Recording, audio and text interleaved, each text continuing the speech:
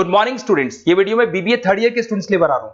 अभी आप लोग के एग्जाम्स आने वाले हैं, 10-12 दिन में एग्जाम्स हैं, तो थोड़ा सीरियसली पढ़ाई करो। 4 थ्योरी सब्जेक्ट्स हैं जिनके वीडियोस मैं यूट्यूब पे डाल रहा हूं। आप इस चैनल को सब्सक्राइब करके रखो, सारे अपडेट्स मिलते रहेंगे। मोर एजुकेशन करके चैनल का नाम है। और कॉस्टिंग की प्रैक्टिकल क्लासेस अब स्टार्ट होने वाली है 28 से लेके, और 3 मई तक मैं सारा कंप्लीट करवा दूंगा। थ्योरी प्रैक्टिकल 100% सब कुछ कंप्लीट हो जाएगा।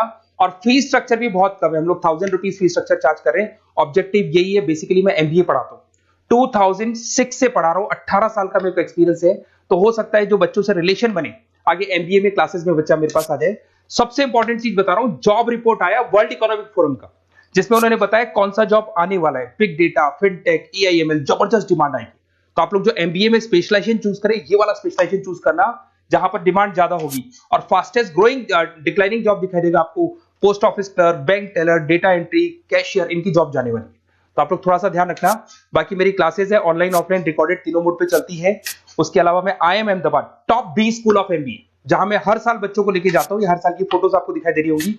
उसके अलावा मैं मुंबई में पढ़ा रहा हूं, मैं जयपुर में पढ़ा रहा हूं, मैं अलग अलग कॉलेजेस में, आपके आर्या कॉलेज हो गया, अलग अलग कॉलेजेस में मैं पढ़ा रहा हूं। राइटर भी हूं, एमबीए का बुक्स में 2008 से लिखा हूं, 2010 में बुक लिखा, 2011 में बुक लिखा। ये सारे वीडियोस मेरे मिल जाएंगे आप लोग को। अब सुनो, सबसे इंपॉर्टेंट चीज, आपको कॉस्टिंग की क्लासेस तो मैं दूंगा ही दूंगा, साथ की साथ सबसे इंपॉर्टेंट बात मैं आप लोगों से कर रहा हूं कि अगर मान लो आप एमबीए का प्लान भी कर रहे हो कहीं से भी, तो मेरे से बात जरूर करना। क्योंकि बेसिकली मार्केट पे इतने काउंसलर्स घूम रहे हैं जो कमीशन एजेंट्स हैं, पैसा लेंगे, एडमिशन कराएंगे और फोन स्विच ऑफ हो जाएगा। यहां पे मैं 2 साल तक आपको पढ़ाऊंगा, और कौन सा कॉलेज बेस्ट है, 18-19 साल का एक्सपीरियंस है, इतने बच्चे पढ़ा चुका हूं मैं, एक एक कॉलेज को जानता हूं अंदर क्या कराएगा, कितने का प्लेसमेंट देगा। तो ये सारी चीजें आपको मिलेंगी, पूरा डिटेल मिलेगा। तो आप मेरे को व्हाट्सएप पे डिटेल जरूर भेजना अगर एमबीए का अगर प्लान कर रहे हो आप। और बाकी अगर आपको क्लासेस लेनी है कॉस्टिंग की, तो प्रॉपर क्लासेस आपको मिल जाएंगी। आप प्रॉपर क्लासेस लो, कोई डाउट हो तो मेरे को जरूर बोलना। Okay, best of luck for your examination. अच्छे से पढ़ो, और कोई डाउट आए तो मेरे को बोलना। चलिए शुरू करते हैं। देखो मैं थोड़ा शुरू कर रहा हूं, देखना ध्यान से। इसके अंदर आपको दिखाई देगा अपना जेआरडी टाटा अपन ने कर लिया, जेआरडी टाटा हो गया ना, धीरू भाई अंबानी हो गया अपना। यहाँ पे बचा रामकृष्ण बजाज बचा है, और जीडी बिड़ला बचा है, ये 2 बचे हुए। इधर से अपने पास में आज करेंगे अपन नारायण मूर्ति करेंगे, और एक आपका जो है ना लक्ष्मी मित्तल, कल खाली वीडियो ही दिखाया था, करा कहा था उसको। नारायण मूर्ति अभी करेंगे, पहले लक्ष्मी मित्तल वीडियो देखा था ना, पूरा कहा किया। हाँ चलो करते हैं, अपन स्टार्ट करते हैं। आप सबसे पहले आ जाओ इन्फोसिस पे आ जाओ। इन्फोसिस की ये 2 वीडियो है, 11 और एक 5 मिनट का। पहले ये देखते हैं, बड़ा इंटरेस्टिंग वीडियो। अच्छा, इन्फोसिस की क्या दोस्तों, सक्सेस में एक ऐसा नशा नारायण मूर्ति की मूर्ति, लेकिन जो सफलता के शीर्ष पर पहुंचकर भी अपनी सादगी को नहीं छोड़ता, वही इंसान दुनिया में महान कहलाता है। और ऐसे ही एक ग्रेट वॉइस आ रही है ना, नुकुल? यस सर, वॉइस आ रही है ना प्रॉपर? ठीक है। पर्सनालिटी मिस्टर NR नारायण मूर्ति जी के बारे में आज हम आपको बताने वाले हैं, जिन्हें उनकी बेमिसाल अचीवमेंट्स के लिए father of Indian IT sector भी कहा जाता है। दरअसल NR नारायण मूर्ति वही इंसान है जिन्होंने भारत को उसकी सबसे बड़ी IT कंपनी इन्फोसिस दी है। लेकिन अपने करियर में इतना सफल होने के बावजूद भी उन्होंने जिस तरह अपनी सिंप्लिसिटी को बरकरार रखा है, ये चीज आज उन्हें एक कामयाब बिजनेसमैन होने के साथ ही एक कमाल का इंसान भी बनाती है। और ये उनकी सिंप्लिसिटी व हम्बल बिहेवियर ही है कि 2020 में जब उनके हाथों से रतन टाटा को लाइफ टाइम अचीवमेंट अवार्ड दिलवाया गया, तो as a gesture of respect उन्होंने नीचे झुककर रतन टाटा के पैर तक छू लिए थे। अब आप खुद ही सोचिए कि जो इंसान अपने सबसे बड़े राइवल के लिए भी अपने मन में इतना सम्मान रखता है, वो खुद कितना ज्यादा डाउन टू अर्थ होगा। और आज के इस वीडियो में हम आपको भारत के इसी ग्रेट बिजनेसमैन के स्ट्रगल से लेकर उनके सफलता हासिल करने तक की इंस्पायरिंग लाइफ स्टोरी के बारे में ही बताने वाले हैं। तो फिर चलिए अब इस इंटरेस्टिंग वीडियो को शुरू करते हैं। तो दोस्तों, नागवार रामाराव नारायण मूर्ति यानी कि NR नारायण मूर्ति जी का जन्म 20 अगस्त 1946 के दिन मैसूर के एक टाउन सिद्धलागता में रहने वाली एक मिडिल क्लास ब्राह्मण फैमिली में हुआ था। नारायण मूर्ति जी के पिता पेशे से एक टीचर थे, जिसके चलते परिवार में शुरुआत से ही पढ़ाई लिखाई का माहौल हुआ करता था। उनके परिवार में वे कुल 8 भाई बहन थे, जिसमें नारायण मूर्ति जी 5वें नंबर पर थे। अब अपनी शुरुआती पढ़ाई उन्होंने अपने होम टाउन से ही पूरी की, और फिर उसके बाद इलेक्ट्रिकल इंजीनियरिंग करने के लिए उन्होंने मैसूर के नेशनल इंस्टीट्यूट ऑफ इंजीनियरिंग यानी कि NIE में एडमिशन ले लिया। और दोस्तों इस तरह से साल 1967 में NIE कॉलेज से उन्होंने अपनी ग्रेजुएशन पूरी की थी। और फिर इसके बाद से आगे की पढ़ाई के लिए उनका सिलेक्शन IIT कानपुर में हो गया। अब नारायण मूर्ति जी तो इस यूनिवर्सिटी में पढ़ना चाहते थे, लेकिन उनके पिता की इनकम इतनी नहीं थी कि वो इस पढ़ाई का खर्चा उठा पाते, क्योंकि उनका परिवार काफी बड़ा था और उन्हें अपने सभी बच्चों का बराबर ख्याल रखना था। इसीलिए उन्होंने अपने बेटे नारायण मूर्ति जी से साफ कह दिया था कि वो IIT कानपुर में उन्हें नहीं पढ़ा पाएंगे। इनफैक्ट इस यूनिवर्सिटी में तो नारायण मूर्ति जी का सिलेक्शन 12वीं के बाद भी हो गया था, लेकिन तब भी उनके पिता अपनी फाइनेंशियल कंडीशन की वजह से उन्हें वहां पर एडमिशन नहीं दिला पाए थे और मजबूरी में नारायण मूर्ति जी को NIE से ग्रेजुएशन पूरी करनी पड़ी थी। लेकिन दोस्तों इस बार नारायण मूर्ति जी ने यह तय कर लिया था कि चाहे अपनी पढ़ाई का खर्चा उन्हें खुद ही क्यों न उठाना पड़े, लेकिन इस बार वो पढ़ने के लिए IIT कानपुर जरूर जाएंगे। और फिर जैसे तैसे खुद ही फी के पैसों का इंतजाम करके उन्होंने इस यूनिवर्सिटी में एडमिशन ले लिया। हालांकि इसके बाद से पढ़ाई को पूरा करने में यूनिवर्सिटी की एक टीचर डॉक्टर कृष्णमूर्ति ने आर्थिक रूप से उनकी काफी हेल्प की थी। अब दोस्तों नारायण मूर्ति जी ने IIT कानपुर में एडमिशन तो ले लिया था, लेकिन यहाँ पर वो इलेक्ट्रिकल इंजीनियरिंग में मास्टर्स करने वाले थे, जबकि IT के फील्ड से तो उनका दूर दूर तक कोई लेना देना नहीं था। इसीलिए दोस्तों शुरुआत के 1 से 2 महीने तक उन्होंने इलेक्ट्रिकल इंजीनियरिंग की ही क्लासेस अटेंड की, लेकिन उसके बाद अचानक से कुछ ऐसा हुआ कि उन्होंने अपना फील्ड चेंज करके IT में जाने का मन बना लिया। दरअसल हुआ यह था कि उन दिनों IIT कानपुर में अलग अलग सब्जेक्ट्स के ऊपर सेमिनार होते रहते थे, जिसमें कि देश विदेश के लोग उस यूनिवर्सिटी में लेक्चर्स देने के लिए आते थे। और कुछ ऐसा ही एक सेमिनार उन्होंने अटेंड किया जो कि पूरी तरह से IT पर बेस्ड था। नारायण मूर्ति जी कहते हैं कि 15 मिनट का वो सेमिनार उनके लिए सबसे बड़ा लाइफ चेंजिंग इवेंट था, क्योंकि उस सेमिनार को अटेंड करने पर ही उन्हें पता चला कि आने वाले समय में इंसान कंप्यूटर, सॉफ्टवेयर और IT जैसी चीजों पर कितना ज्यादा डिपेंडेंट होने वाला है। और फिर यहीं से उन्होंने अपने सब्जेक्ट्स को चेंज करके IT के फील्ड में अपना करियर बनाने का फैसला कर लिया। और दोस्तों इस तरह से साल 1969 में उन्होंने IIT कानपुर से कंप्यूटर साइंस में अपनी मास्टर्स की डिग्री हासिल की और फिर उसके बाद IIM अहमदाबाद में as a chief system programmer job करने लगे। और दोस्तों इसी जॉब के दौरान उन्होंने भारत के सबसे पहले टाइम शेयरिंग कंप्यूटर सिस्टम पर काम किया था। नारायण मूर्ति जी कहते हैं कि IIM में काम करना उनकी लाइफ के सबसे अच्छे डिसीजंस में से एक था, क्योंकि यहाँ काम करते हुए उन्होंने कई सारी ऐसी चीजों को सीखा जो कि आगे चलकर उनके व्यावसायिक करियर में बहुत काम आई। IIM के लिए उन्होंने 1971 तक काम किया और फिर उसके बाद से वो जॉब करने के लिए विदेश चले गए। और दोस्तों इस दौरान उन्होंने अपना कुछ समय पेरिस में भी काम करते हुए बिताया, लेकिन 1973 में उन्होंने अपनी यह जॉब छोड़ दी और फिर अगले 11 महीने दुनिया के 25 अलग अलग देशों को घूमने में बिताए। और दोस्तों इस सफर के दौरान उन्होंने दुनिया के बहुत से अलग अलग कल्चर्स को एक्सपीरियंस किया और इसी जर्नी के दौरान ही उन्होंने यह डिसाइड किया कि वह एक एंटरप्रेन्योर बनेंगे। और इस तरह से इस सफर से लौटने के तुरंत बाद ही उन्होंने सॉफ्ट्रॉनिक्स नाम की एक छोटी सी कंसल्टिंग कंपनी शुरू कर दी, लेकिन 1.5 साल तक कड़ी मेहनत करने के बावजूद भी उनकी यह कंपनी फेल हो गई थी और नारायण मूर्ति जी के एंटरप्रेन्योर बनने का सपना भी अब चकनाचूर हो गया। अब यूं तो वे इतनी जल्दी हार मानने वालों में से नहीं थे, लेकिन उस समय तक उनकी लाइफ में उनकी पत्नी सुधा मूर्ति जी भी आ चुकी थी और उनके ऊपर यह प्रेशर था कि वो लाइफ में जितना जल्दी हो सके सेटल हो जाए, क्योंकि उनके सेटल हुए बिना सुधा मूर्ति जी के पिता उन दोनों की शादी करवाने के लिए राजी नहीं थे। और दोस्तों इसीलिए नारायण मूर्ति जी ने पाटनी कंप्यूटर सिस्टम्स नाम की एक कंपनी में जॉब करनी शुरू कर दी और साल 1978 में सुधा जी से शादी करके वे करियर और लाइफ दोनों में ही सेटल हो गए। अब दोस्तों यहाँ तक देखें उनकी लाइफ में सब कुछ ठीक चल रहा था, लेकिन फिर भी नारायण मूर्ति जी अपनी उस लाइफ से सेटिस्फाइड नहीं थे, क्योंकि अंदर से वे अभी भी एक एंटरप्रेन्योर ही बनना चाहते थे। और इसी वजह से साल 1981 में उन्होंने अपनी पत्नी सुधा से 10,000 रुपए उधार लिए और अपने 6 जूनियर्स को साथ में लेकर एक नई कंपनी शुरू की, जिसका नाम उन्होंने इन्फोसिस रखा। सुधा मूर्ति जी बताती हैं कि इन्फोसिस के कामयाब होने से पहले तक उन्होंने नारायण मूर्ति जी के ऊपर बहुत पैसे खर्च किए थे।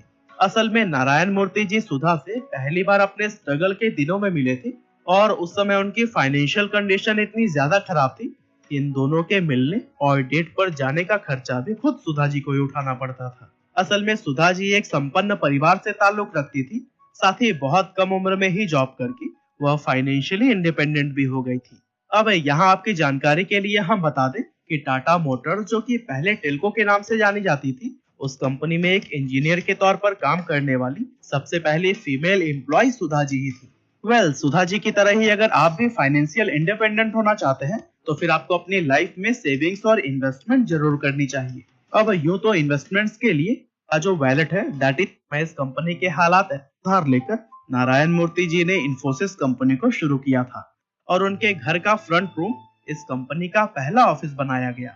और उस समय इस कंपनी के हालात ऐसे थे कि उन्हें एक टेलीफोन कनेक्शन लेने में 1 साल और एक कंप्यूटर लगाने में 3 साल का समय लग गया था। लेकिन इस सब के बावजूद भी नारायण मूर्ति जी और उनके सभी पार्टनर्स इस कंपनी को चलाने की लगातार कोशिशें करते रहे और फिर आखिरकार कुछ समय के बाद उन्हें यूएस की एक कंपनी से फंडिंग मिल गई और इस तरह उस कंपनी के साथ ज्वाइंट वेंचर में इन्फोसिस का काम शुरू हो गया।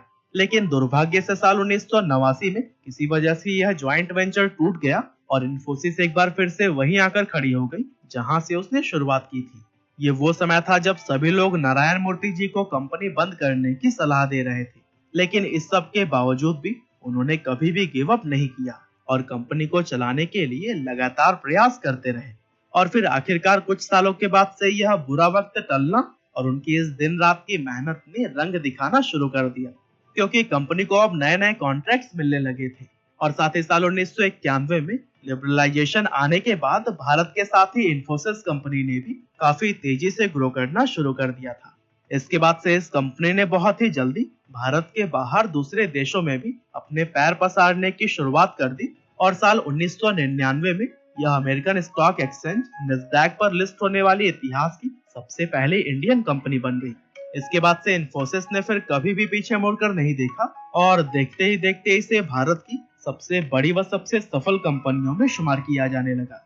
अब आज की अगर बात करें तो इस समय इन्फोसिस का बिजनेस सिर्फ भारत ही नहीं बल्कि पूरी दुनिया में ही फैल चुका है और इसे अब वर्ल्ड की टॉप आईटी कंपनीज में शुमार किया जाता है।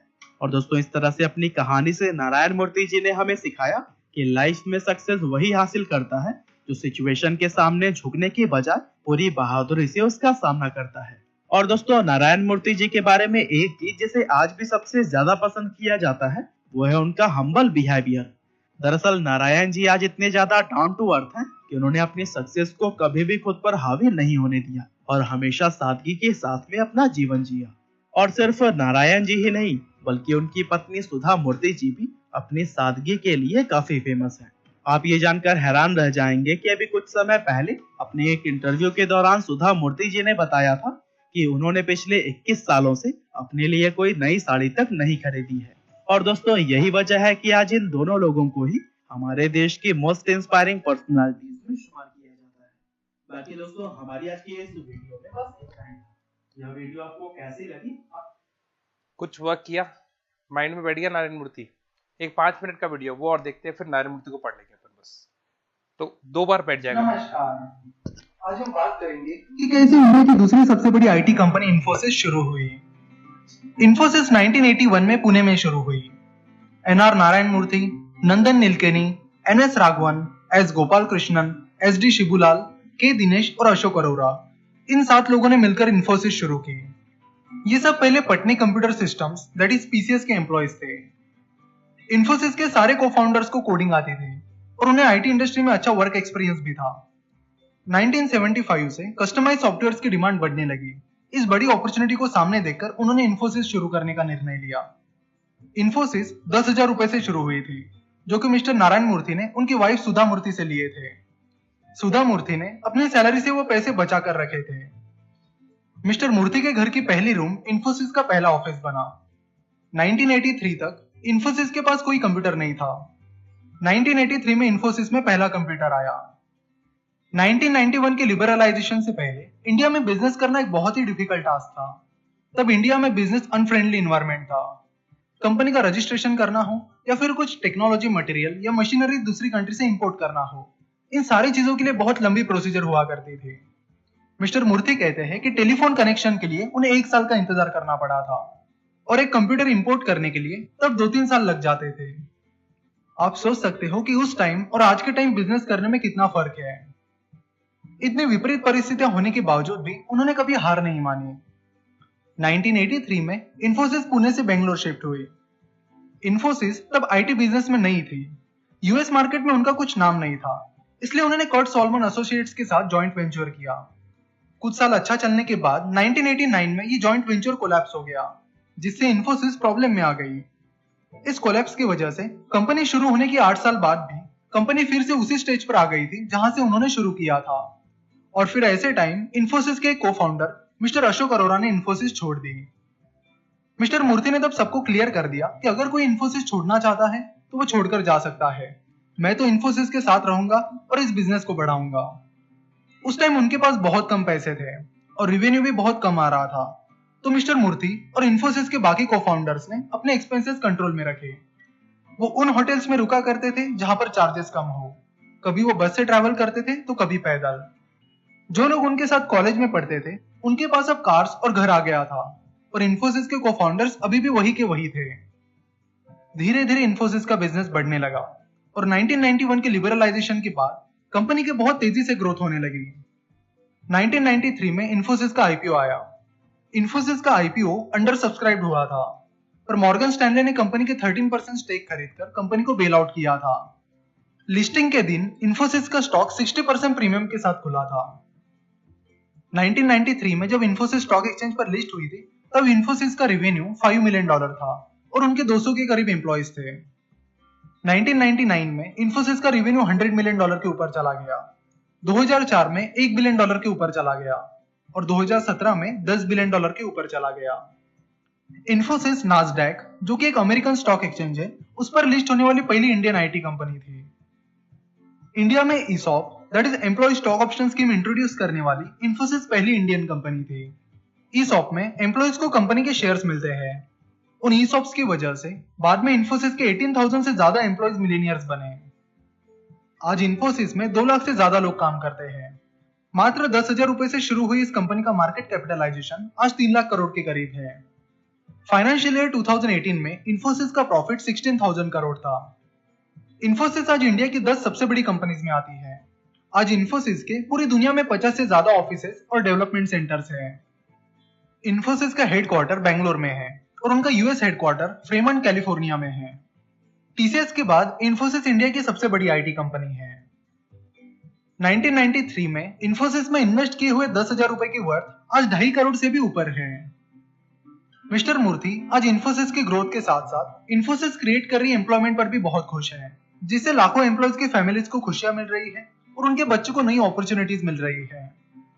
मिस्टर मूर्ति कहते हैं कि पहला कस्टमर कंपनी के लिए बहुत इंपॉर्टेंट होता है और किसी भी कंपनी को पहले दिन से ही रेपुटेशन पर काम करना चाहिए।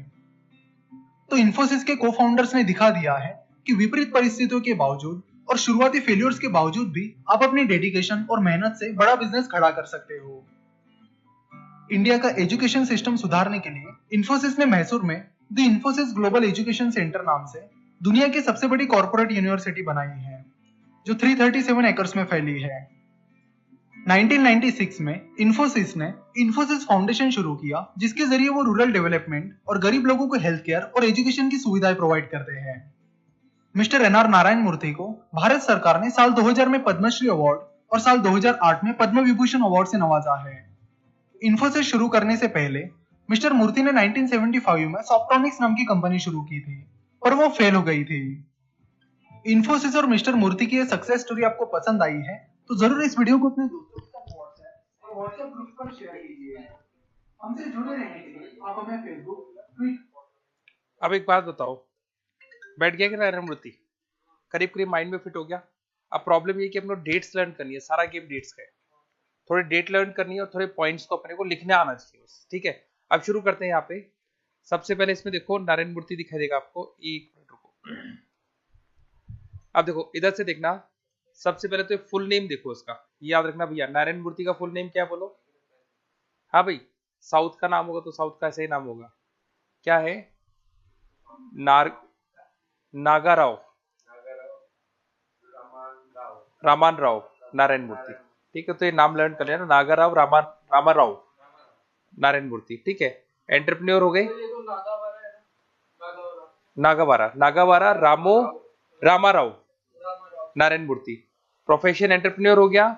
डेट ऑफ बर्थ याद कर लो भैया, 20 अगस्त 1946। पर सर हाँ ट्यूसडे था। बट एक बात बताओ, ये बंदा जब इसका आउटपुट आया ना वो 1991 में आया, जब लिबरलाइजेशन हुआ था, जब गवर्नमेंट ने प्राइवेटाइजेशन, लिबरलाइजेशन, ग्लोबलाइजेशन किया, तब आउटपुट आया। तब से तो ये स्ट्रगल ही कर रहा है, तब से ही मान लो। तो 46 से लेके 91 तक स्ट्रगल किया। कितने साल हो गए? 50 साल हो गए। 43 44 ईयर्स तक, 55 साल तक स्ट्रगल किया इसने। ठीक है, एज कितनी? 76। ठीक है, 2022 तो कहाँ आएगा? ठीक है, एक बार रुको, एक बार देखते हैं। बर्थ प्लेस देखो उसका क्या है, कर्नाटका में है। और ये बर्थ प्लेस याद करेगा भैया। ठीक है, आगे चलो, आगे चलो। अब सुनो, यहां से इसको छोड़ रहा हूं मैं, आऊंगा मैं इसके ऊपर। पहले अपने हिडन पॉइंट्स पे आ जाते हैं भैया। जितने भी हिडन पॉइंट्स है ना उनको देख लो। मैरिज वगैरह भी अपन देखेंगे, यू टर्न मारूंगा वापस से। सबसे पहले मेन चीज देखो भैया, नेटवर्थ कितनी है बोलो? 2.47 बिलियन डॉलर। ध्यान रखना, ये नंबर याद कर लो, ये नेटवर्थ का। कुछ कुछ चीजें याद करनी है, बाकी बता देता हूं मैं। कैरियर अचीवमेंट, इसमें आओ, ये सारे मिलेंगे आपको हिडन पॉइंट्स। अब शुरू कर रहा हूं भैया, मेरे साथ साथ रहना। अब यहां से शुरू कर रहा हूं, पढ़ना शुरू करो भैया, एक एक करके सारी पॉइंट जो अपन ने देखा है ना वही चीजें मिलनी है, नया कुछ नहीं मिलना, और वर्कआउट कर जाएगा आराम से। देखो, some lesson about the facts of Narayana Murthy. अब देखो, नारायण मूर्ति वाज अ को फाउंडर ऑफ इन्फोसिस, लिख दोगे? As a multinational corporation of India, MNC है, पूरे इंडिया में क्या पूरी दुनिया में चल रही है। Murthy was born at a lower middle family class at a small village at Karnataka. ठीक है, अगर आपको पूरा नाम याद नहीं रहा तो इतना तो याद रहेगा कि एक छोटे से गांव में कर्नाटका में ये जन्मे थे। ठीक है, आगे देखो, मूर्ति के जो फादर था, Murthy was a favourite subject physics और मैथ्स उसका फेवरेट सब्जेक्ट था। याद हो जाएगा ये तो। आगे चलते हैं, ये देखो फोटो देखो। चलो आगे देखो, आगे देखो। his father want him to be a civil servant but the Murthy want to be pursue a career in engineering। उसको बीटेक करना था, इसके पापा चाहते थे कि सिविल सर्वेंट बने, मतलब आईएएस, आरएएस, आईपीएस ये बने। ठीक है, he cleared his IIT exam but not join, his father could not afford the fees। IIT Kanpur जाना चाहता था, एग्जाम क्लियर कर लिया इसने, बट पापा के पास पैसे नहीं थे। ठीक है भाई, याद हो जाएगा ना, इसमें कोई बड़ी बात नहीं है। So he had join a local engineering college. ठीक है, since there was a few computer engineers back, he got a job in the number of firms and organisation. इसको यहाँ भी जॉब मिल रही थी, देखो टेलको में मिल रही थी, एयर इंडिया में मिल रही थी। ठीक है, एंड IIM अहमदाबाद। बट इसने जो ज्वाइन किया वो क्या ज्वाइन किया था बोलो? IIM Ahmedabad. Murthy was close to be last. इस सारी जॉब्स में से उसने IIM अहमदाबाद की जॉब ज्वाइन की थी 800 रुपए पर मंथ। जॉब कितनी थी? 800 rupees per month. He work on the India's first sharing computer system. India का पहला शेयरिंग कंप्यूटर सिस्टम पे इसने काम किया था। ही शेयरिंग कंप्यूटर सिस्टम मतलब एक कंप्यूटर से दूसरे कंप्यूटर में डेटा शेयर हो सकता है। वाईफाई और ये जो अपन करते हैं ना व्हाट्सएप और ये शेयर करते हैं, वो तो बहुत आज की बात कर रहे हैं अपन। उस टाइम पे एक कंप्यूटर से डेटा को दूसरे कंप्यूटर में शेयर करने के लिए फ्लॉपी होती थी, फ्लॉपी ना डिस्क नहीं, डिस्क से पहले फ्लॉपी आती थी। फ्लॉपी वो होती थी 1 MB की, 2 MB की वो लगती थी। उसको वायर के थ्रू, इथरनेट केबल के थ्रू शेयरिंग करते थे। ठीक है, जिसको लैन नहीं बोलते अपन, लैन। ठीक है, ही वर्क, या तो हो गया, he also design and implemented the basic interpretation of electronic corporation of India limited. ठीक है, चलो हाँ भाई, कुछ कुछ याद हो गया क्या? क्या क्या याद हो गया बोलो? सबसे पहले बोलो बर्थ बोलो, 20 अगस्त 1946 में, और ट्यूसडे था। ठीक है, ये भी याद हो गया। इन्फोसिस के को फाउंडर है, MNC कंपनी है, बॉर्न हुए थे कर्नाटका के छोटे से गांव में। ठीक है, फिजिक्स और मैथ्स उनका फेवरेट सब्जेक्ट था।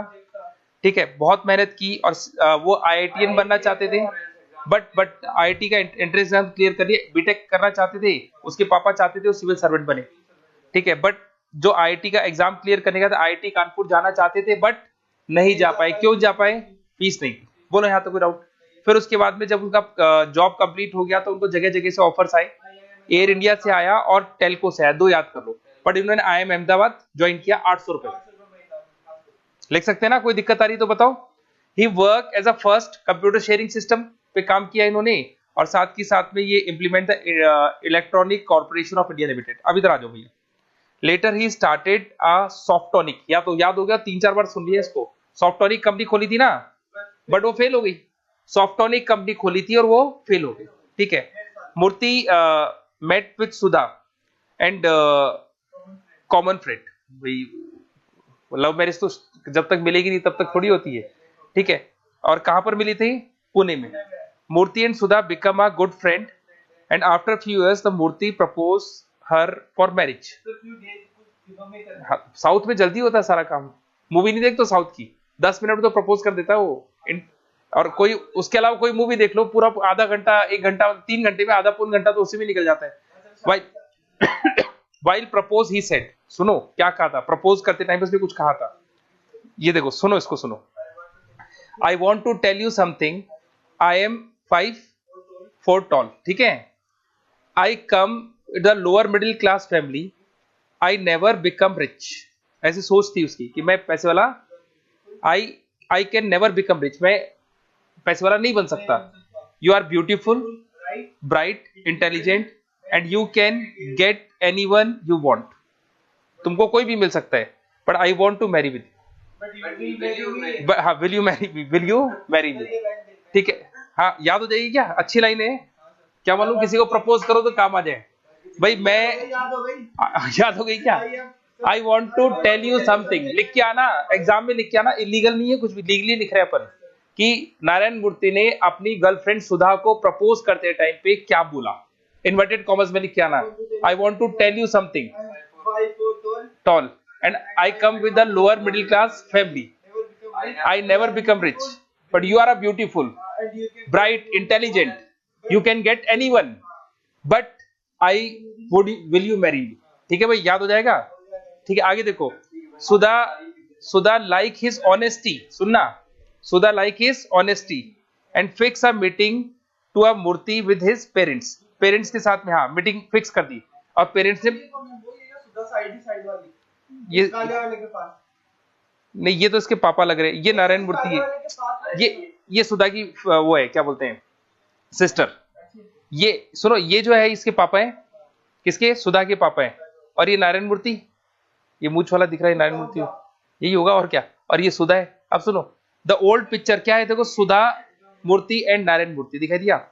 अब क्या हुआ देखना, मूर्ति रीच 2 hours लेट, सुनते जाओ, देखो, मूर्ति पहुंचा 2 घंटे लेट, पूछा ऑफ डिसाइड टाइम, ठीक है, wearing a bright red shirt. याद हो जाएगी, तो ऐसी चीजें याद जल्दी रहती है। Sudha father was unimpressed by him, he reach late. गुस्सा आ गया, बाप बोले कैसा आदमी, बोले 2 घंटा तो लेट आया। आगे देखो, Murthy was almost rejected by सुधा's फादर, क्या बोला, रिजेक्ट हो गया। When he said that he want to become a politician and open a orphanage to a Sudha, father replied, उसने पता है क्या बोला, उल्टी सीधी बातें, मैं पॉलिटिशियन बनना चाहता हूं और मैं गरीबों के लिए क्या खोलूंगा, ऑर्फनेज खोलूंगा। He want to become, सुनो सुनो, सुधा's father when he said, क्या कहा इसने क्या कहा था सुधा के फादर को, he want to become a politician and, और गरीबों के लिए मैं क्या खोलूंगा, अनाथ आश्रम खोलूंगा, ठीक है। विच सुधा's फादर रिप्लाई, क्या किया देखो, I don't want to marry somebody who want to become a communist and open a orphanage, he himself don't have money to support his family।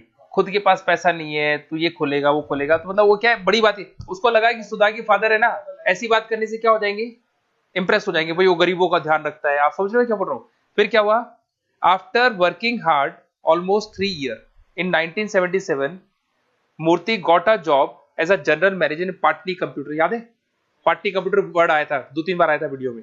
इन मुंबई, बॉम्बे था, नाउ मुंबई हो गया। हाँ भाई, बोले यहाँ तो कोई डाउट।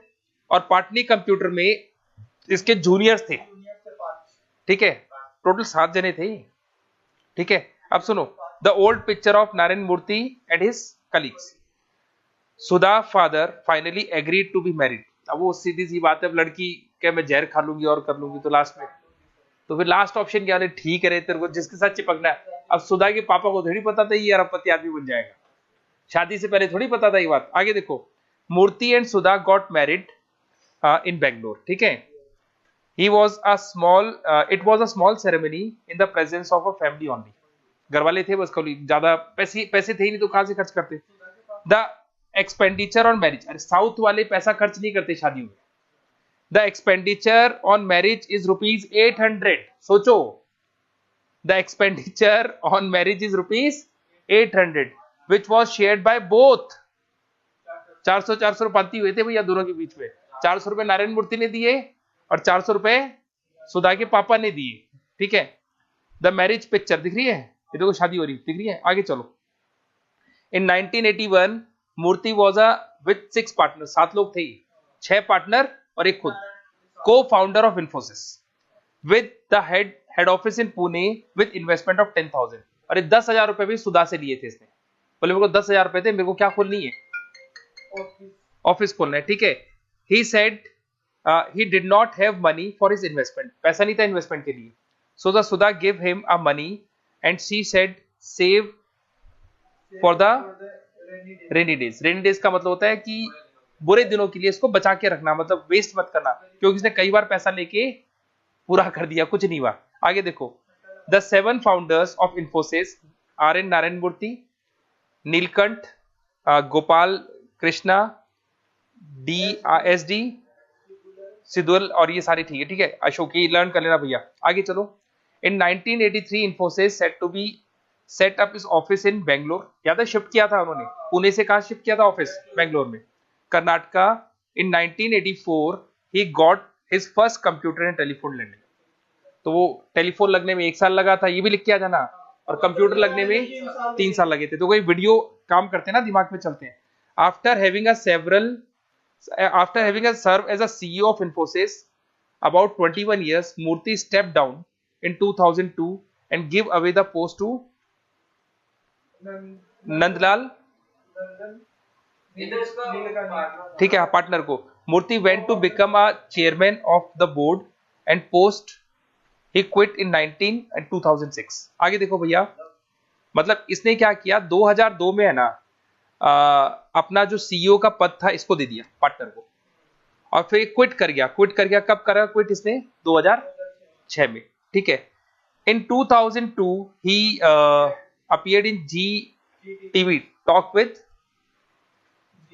जीना किसी का नाम है इसमें, इसका 2002 में आया था जी न्यूज में. आगे देखो. Murthy has serve an independent director on a corporate board of HSBC and the director of DBS Bank, ICICI, NDTV. He is the member of the advisory board council for the various education and psychological. मतलब इसमें भी इसने काम किया, मतलब as a director HSBC bank में भी काम किया है और उसने ICICI बैंक में भी काम किया. आगे देखो. 2006 में क्या हुआ देखो. Zee magazine name one of his Asian hero. देखो जी मैगजीन ने क्या बनाया इसको, एशियन हीरो. ठीक है. along with the former prime minister Jawaharlal Nehru and Mahatma Gandhi, he would brought him to a revolutionary changes in the nation in the freedom of 1947. इसने कोई उतना आजादी में भी थोड़ा भाग लिया था इसमें. ठीक है. in August 2011 Murthy stepped down from the Infosys chairmanship and take a title of chairman. हाँ ठीक है. अब देखो इसने छोड़ा, ठीक है, इतना अगर करो तो ठीक है, नहीं तो मेन पॉइंट कर लो. फॉर्च्यून मैगजीन के अंदर one of his 12th greatest entrepreneur at the time of 2012. ये जो फॉर्च्यून मैगजीन है इसमें 12वें नंबर पे ये 2012 में आया था. ठीक है. Listed in the top Steve Jobs, former CEO of Apple. ठीक है. And 2019 Sanjay Tripathi announce him to be a Bollywood film on the life of Narayana Murthy. मतलब 2019 में संजय त्रिपाठी ने अनाउंस किया कि नारायण मूर्ति पे हम लोग क्या बनाएंगे, पिक्चर बनाएंगे, ऑटोबायोग्राफी. बोलो यहां तक कोई डाउट है क्या? करीब लिख दोगे ना आप तो, अगर एक रीडिंग और मारोगे तो लिख दोगे ना इसको बस. अरे पॉइंटों में लिखना है. ये तुम अपने 1 वीक उठाओ, ठाकुर उठाओ, एक पेज के अंदर नारायण मूर्ति खत्म, एक पैराग्राफ के अंदर. तो याद ही नहीं रहता वो पैराग्राफ, तो भूल जाओगे कब तक. और आ जाओ भैया, थोड़ी बहुत चीजें और देख लो, ये फोटोज भी याद रहेंगी. यहां से इसका ये देखो, एक तो ये देख लो भाई, कैरियर देखो. 2000 में Padma Shri from the government of India. तो 2-3 अवार्ड्स याद कर लेना, क्योंकि आपके उसमें लिखे हुए हैं कि अवार्ड्स कहां मिले थे. 2003 में youngest entrepreneur of year award मिला था। ठीक है, एक ये देख लो यहाँ पे मिलेगा 2000 Padma Vibhushan award by government of India 2008 में मिला था। ठीक है, फिर आ जाओ 2011 में NDTV India for the year icon of India. 2013 में एशियन अवार्ड फॉर ये मिले थे। ठीक है, बोलो यहाँ तक कोई डाउट है? हो जाएगा ये पढ़ लिया। रुको और चलो आगे, थोड़ी चीजें और देख लो भैया। मैरिज कब हुई थी? 10 फरवरी। ठीक है, ये सुधा, वाइफ का नाम क्या था? सुधा। सन कौन है? फाउंडर ऑफ अच्छा, और डॉटर अक्षिता मूर्ति। ठीक है, अब सुनो, सन इन लॉ, ध्यान से सुनना, ये बड़ा इंटरेस्टिंग वर्ड है, ऋषि सोनक। अरे सन इन लॉ, ऋषि कौन है पता है? ये ब्रिटेन का प्रधानमंत्री है ये। अच्छा, वो प्रेसिडेंट है। हाँ। अच्छा, तो उसकी बेटी तो उसकी सन इन लॉ, समझ रहे हो? किसका सन इन लॉ है ये? नारायण मूर्ति का सन इन लॉ है ये, ऋषि सोनक। ठीक है, हाँ, इधर पढ़ो। On 25 October 2022 he was in law, Rishi Shaunak become the first person of a colour prime minister of British history. तो इसकी बेटी इंडिया में नहीं रहती थी, मैंने इसकी बायोग्राफी पढ़ी थी ऋषि सोनक की। हाँ, तो अब ऋषि सोनक क्या है बोलो? सन इन लॉ किसका है ये? नारायण मूर्ति का। आप सोचो आगे देखो, father N Ramanand Rao, teacher. Mother क्या थी? पद्मामन मूर्ति। ठीक है, याद कर लेना भैया, खत्म। अब बोलो क्या बैठा लोगे? और कुछ नहीं तो सन इन लॉ तो याद रहेगा, ऋषि सोनक। ठीक है, चलो अब बताओ, क्या नारायण मूर्ति का जुगाड़ हुआ कि नहीं हुआ? कर सकते हो अब तो उसको। अब एक बार रीडिंग मारोगे, नोट्स मैंने दे दिया आप लोग को, एक बार और रीडिंग मारना और बैठा लोगे इसको, कर लोगे ना इतना? नुको नोट्स मिल गए क्या तुमको भी?